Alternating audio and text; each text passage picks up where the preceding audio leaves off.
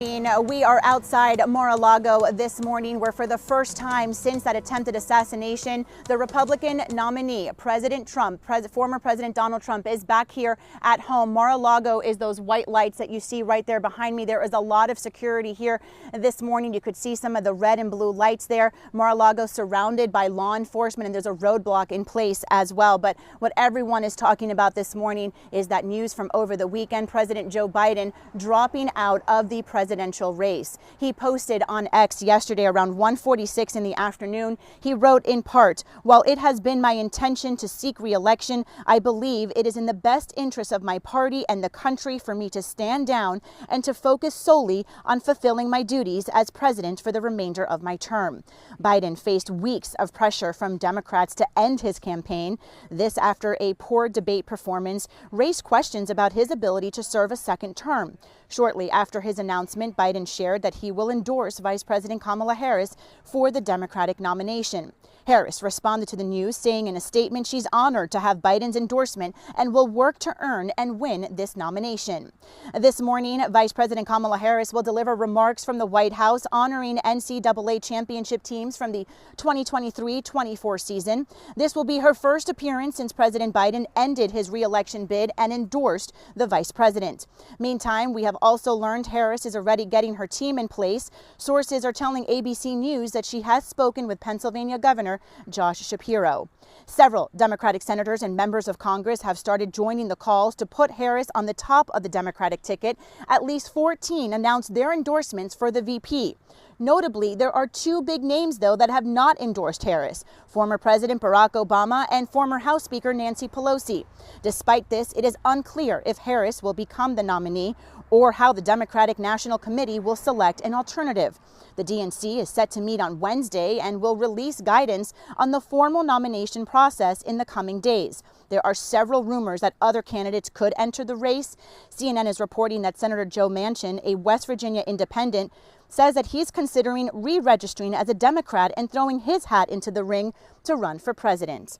And again, Republican presidential nominee Donald Trump waking up here at Mar-a-Lago this morning. He also taking to social media to voice his opinion on the announcement from over the weekend that President Joe Biden will not be running for re-election. He posted on Truth saying, quote, "Crooked Joe just got knocked out, so now I'll have to do it a fourth time."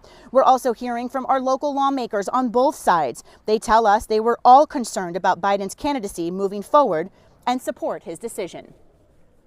You're going to see a real difference between the two parties now that the issue of age is no longer front and center in the Democratic Party campaign. Joe Biden was not fit to run for president, much less lead this country. And so today we received that confirmation in his statement.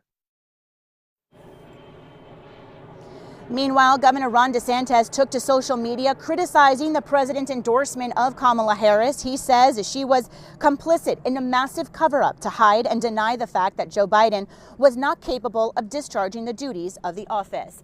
We continue our live team coverage this morning with our Caleb Califano, who is hearing from political analysts on this big announcement from over the weekend. Caleb.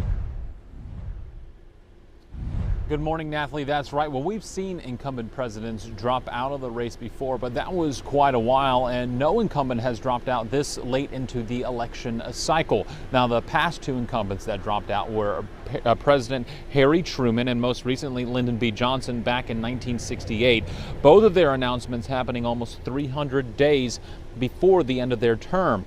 President Biden's announcement is happening 183 days before the end of his term.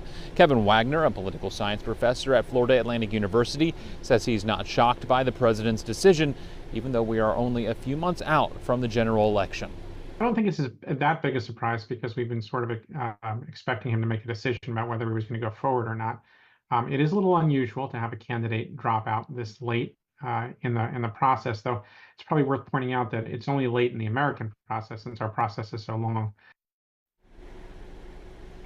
It's also important to note the last two incumbents that dropped out of the presidential race were Democrats, and in both of those years, they handed the presidency over to Republicans. For now, we're live. Caleb Califano, WPBF 25 News. Caleb, thank you so much. Like we mentioned, former President Donald Trump waking up here on Palm Beach since the first time since that attempted assassination last weekend. You will notice that there is some increased security. As we mentioned, you could see those red and blue lights here behind me. That's law enforcement surrounding Mar-a-Lago. There's also some roadblocks in place. Go ahead and take a look at some of this video. They cover the intersections of South County Road and South Ocean Boulevard down to the traffic circle where Southern Boulevard and South Ocean Boulevard connect. The U.S. Secret Service made the decision to keep roads closed until the election in November. Town of Palm Beach leaders tell us they plan to pursue legal options to open up the road whenever Donald Trump and his family are not at Mar-a-Lago.